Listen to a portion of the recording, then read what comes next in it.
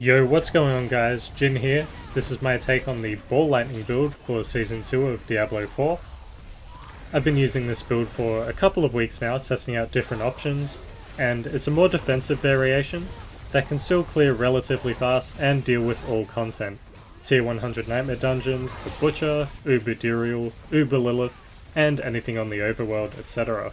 If you enjoy the video, please consider liking and subscribing as it helps a lot. Now without further ado, let's get to the build. So I will start with the skill tree. For the basic skills, we're just going to be grabbing one in Arc Lash and Enhanced Arc Lash. Although we won't be using it at all, so I guess you could get whatever you wanted. For the core skills, we're going to be taking Chain Lightning.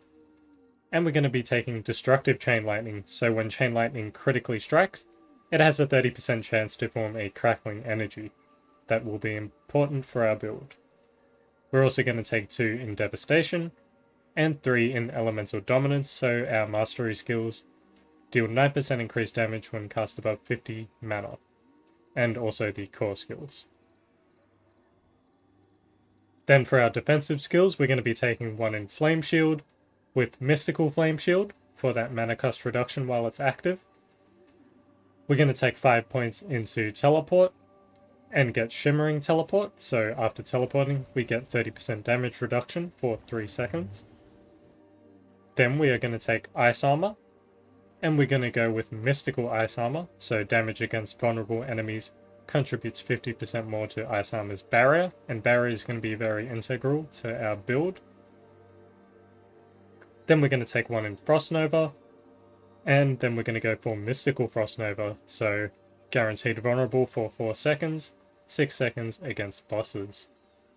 We're also going to pick up 3 in Glass Cannon for the 18% increased damage, but that'll let us take 9% more damage, which is fine.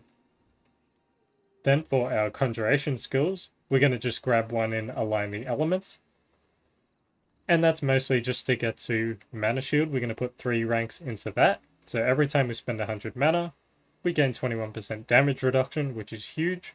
As we're always spending insane amounts of mana with Ball Lightning, we're just regenerating it really quickly. And then we're going to get 3 in Protection, which is very important, as using a cooldown will grant 30% of our maximum life as a barrier for 3 seconds. And this is where we're going to generate a lot of barriers from, just from using our cooldowns such as Teleport, Ice Armor, Frost Nova, etc. So we're going to almost always have a barrier on, thanks to this. Then we're going to move down to our Mastery skills here. We are going to grab 5 into Ball Lightning, of course, that's our primary source of damage here. And then we're going to take Wizard's Ball Lightning. So if an enemy is hit by at least 4 times by a cast of Ball Lightning, crackling energy is formed. So we're going to get a lot of crackling energy from this, especially on the bosses. Then we're going to take 1 in Static Discharge to get our 3 in Invigorating Conduit. So upon absorbing crackling energy, we gain 12 mana, which is absolutely absurd with the amount of crackling energy that's going to be dropping for us. We're going to be almost at full mana all the time. Then for our ultimate skills here, we're going to be taking Unstable Currents with all of the following nodes here. We're going to take 1 in Coursing Currents, 3 in Electrocution, and 3 in Conduction, just for some extra movement speed. Then for our key passive, last but not least, we are going to be taking Veer's Mastery, so close enemies will take 15% multiplicative increased damage from our shock skills, and deal 20% less damage to us. And critical strikes also increase these bonuses by 25% for 3 seconds. So really solid key passive there. Next I will talk about the enchantments. So for the enchantments, we're going to be using the Chain Lightning enchantment. So Chain Lightning will form automatically after spending 100 mana, which I mentioned, we'll always be spending a lot of mana. So that'll form us a lot of crackling energy just off this alone. Lightning, not really too much more to say about that. Next up, we have the Paragon Board. So this is going to be a 7 glyph Paragon board. You can go up to 8 glyphs with this build, but I find that the last board is not really relevant, as you will be missing out on a bunch of extra resistances and defensive stats, which help keep you alive to do all of that damage without having to worry too much. So let's just start with the starting board, of course. We have the Tactician glyph. We've got this glyph to give us the bonus to rare nodes within range, which will give us an extra bunch of resistance to all and an extra bunch of non-physical damage. Then we go on to our second board here, which is Enchantment Master. And we're going to put in the charged glyph here. So picking up Crackling Energy grants us 5% multiplicative increased damage for 5 seconds, up to 15%. So just basically an extra 15% damage. Then we're going to move on to our third board. It's going to be the Ceaseless Conduit board. And we're going to put the Exploit glyph here. So dealing damage to a vulnerable enemy increases our damage by 1% for 6 seconds, up to 10%. It's basically always going to be stacked up to max, so 10% extra damage. Plus it gives us a nice big chunk of vulnerable damage, especially being in this board, as it has the extra dexterity nodes in here to boost it up. Then we're going to move up here to the fourth board. That's going to be Frigid Fate. And we're going to put the Adept glyph in here. So we put the Adept glyph in here for the 70 intelligence we can get out of this board. So a lot of extra mastery skill damage here. And we're going to make sure we pick up the Weakness rare node for the extra vulnerable damage. And we also want to pick up the Oppressive rare node for even more vulnerable damage. Then we're going to move on to our fifth board here, and that's going to be Burning Instinct. And we're going to slot in the Destruction glyph. So again, this board also has 49 dexterity you can get from it. So we're going to get the most out of the critical strike damage this glyph gives. We also get the critical strike increases all damage enemies take from you by 2% for 10 seconds up to 12%. So again, that's always going to be pretty much maxed out at 12%. Then we move down to our sixth board, and that's going to be our Searing Heat board, and we're going to put the Control glyph in here. So that's just extra damage to crowd-controlled enemies, 10% increased damage to slowed or chilled, 20% increase to stunned or frozen. So a big chunk of CC damage there. Then we're going to move on to our seventh and final board, and this is of course the Static Surge board. And we're going to put in the Territorial glyph. So Static Surge is important, so after spending mana, your next cast of Chain Lightning or Charge Bolt makes enemies vulnerable, so we're going to get a lot of vulnerability here, as you know, every 100 mana summons a Chain Lightning, and that Chain Lightning is going to make enemies vulnerable for 2 seconds, as well as restoring 10% of our mana. And as for the glyph, that'll give us 15% damage reduction against close enemies, and also a bunch of extra damage to close enemies. So that wraps up the Paragon board, short and sweet, pretty simple and straightforward, synergizes well, does a lot of damage, gives us a lot of defensive stats. Also, I forgot to mention, don't forget to pick up Safeguard up here. That'll give us a bunch of extra armor, as well as damage reduction from elites. So if I went a bit fast, everything is going to be in the description below in the build planner, so that's all going to be linked down there if you want to take a closer long look to make sure you get all the nodes that I have. Next up, we'll move on to the gear. So for the gear, I'm going to list the affixes to look for, and I'm going to put a little graphic on the left side, and it's going to be listed from best affix to worst affix in my opinion, and then I'll talk about what aspect we want to get on each particular item. So starting with the helm, we're going to want to look at getting total armor, cooldown reduction, maximum life, and all stats. If you can't get that, then you would want to get crowd control duration and or intelligence. As for the aspect, we're going to want to take ever living, as that'll allow us to take 20 to 25% less damage from crowd controlled or vulnerable enemies. So that goes a long way in helping to keep us alive. And if you find after using this build you would want a more offensive option for your headpiece, then just switch over to a Godslayer crown. That'll give you a lot more damage, crown control duration, and a awesome unique effect. So when you stun, freeze or immobilize an elite enemy or damage a boss, you pull in nearby enemies and deal 30 to 60% increased damage to them for 3 seconds. Next up, we have the chest piece, and we're going to want to go for total armor, damage reduction from close, damage reduction from distant, and just flat damage reduction. If you can't get that, then you would want maximum life, all stats, or intelligence.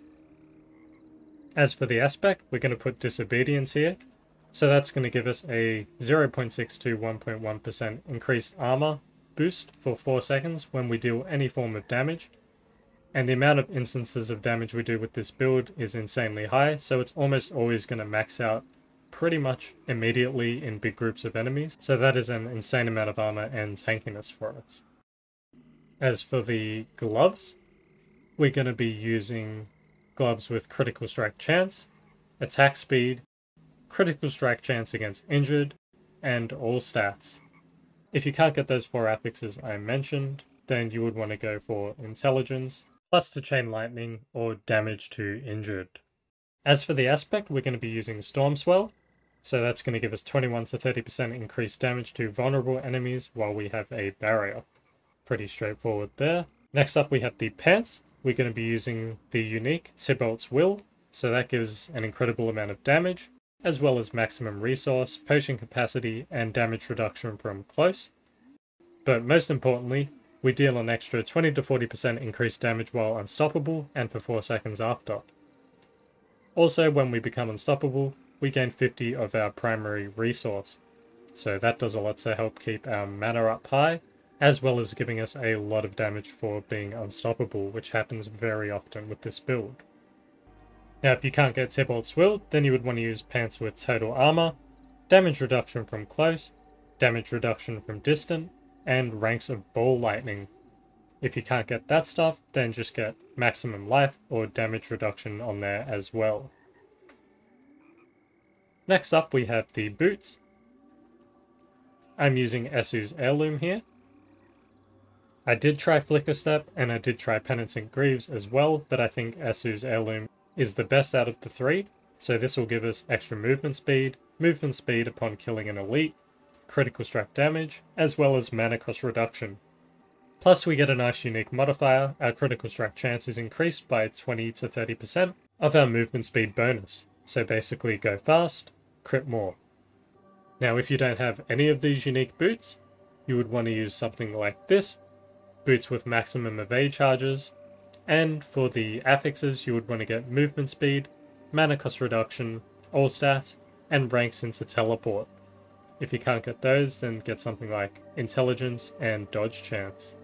As for the aspect, you're going to want to use Ghost Walkers, so while unstoppable and for 4 seconds after, you gain increased movement speed and can move freely through enemies, or Bounding Conduit, which will give you 25 to 30% movement speed for 3 seconds after teleporting. Next up we have the Amulet. So we're going to want to try and get ranks into Glass Cannon, then we're going to want to get ranks into Mastery Skills, then Total Armor, and then Intelligence or Damage. If you can't get any of those, then you would want to go for Mana Cost Reduction or Cooldown Reduction. As for the aspect, we're going to be using Gravitational, so our ball lightning will orbit around us and deal an extra 23 to 38% increased damage. And the amulet slot obviously gets 1.5 times the bonus of having it on another slot like the gloves or the rings. Speaking of the rings, we're going to want to go for critical strike chance, vulnerable damage, damage to close enemies, and resource generation. If you can't get that, then go for max life and critical strike damage. As for the aspect, we're going to put the aspect of control on here. So we deal an extra 25 to 35% more damage to stunned or frozen enemies. As for the other ring, we're going to want to get Talrash's Iridescent Loop. That'll give us a lot of non-physical damage, resource generation, and cooldown reduction. It also gives us access to a nice unique passive, For each type of elemental damage we deal, gain 10 to 15% increased damage for 4 seconds. So lightning is a given, that's always going to be on, so that's always going to give us the 10 to 15% damage increase. But whenever we do another type of elemental damage, it just adds on, so really nice to have good damage. If you can't get this, then you would just want to use another ring like the first one, but with the recharging aspect. So each time Chain Lightning bounces, gain 1.5 to 3 mana. Next up, the main hand. I am using the Oculus for that insane amount of damage, maximum evade charges, attacks reduce evade's cooldown, and a lot of ranks to teleport, which really helps with its cooldown. We also gain the effect of the teleport enchantment for free. When we evade using teleport, we are taken to a random location, but that will be negated by one of our vampire powers, and I will talk about that after. Now, if you don't have the Oculus, you're going to want to get a dagger, and you're also going to want to make sure that the item power is high for that good damage per second base. The affixes you'll look for are all stats, intelligence, mastery skill, and vulnerable damage. If you can't get that, then look for damage to close or critical strike damage. For the aspect, you're going to want to use the control aspect on the dagger, and then switch the aspect on the ring to prodigies, or recharging, or edge masters, depending on whether or not you're already using recharging on your other ring. So, quick recap, it'll be control on the weapon, then recharging and iridescent loop, or recharging and edge masters or prodigy. Next up, last but not least, the focus. For the focus, we're going to want to use, again, a high item powered item for the high base damage per second, and we're going to want to look for critical strike chance, mana cost reduction, resource generation, and cooldown reduction. If you can't get those, then you would want to look for all stats and intelligence. As for the aspect, we will use Conceited. That will allow us to deal 15 to 25% increased damage while we have a barrier active. So that pretty much wraps for the gear. As for the gems, as you can see, I've got the red gems in the armor, so that'll give us maximum life. You could use the yellow gems for the control impaired damage reduction, but I prefer the red ones here because we have a lot of CC break, so generally we're not dying from being CC'd. For the weapons, we are going to be using the green gems, so critical strike damage to vulnerable enemies. And for the rings, we're going to be using skulls for the armor. You could use diamonds for the resistances, but I definitely prefer the skulls for this build, especially since we have a lot of built-in resistance thanks to having high intelligence. Next up, I will talk about the Vampiric powers. For the powers we use, we're going to need 8 packs of Ferocity, 3 packs of Divinity, and 3 packs of Eternity. Starting from the top, we'll take Prey on the Weak for the increased damage to Vulnerable. Then we are going to take Metamorphosis, so when we evade, we turn into a card of Bat and become unstoppable, which synergizes well with our Tybalt.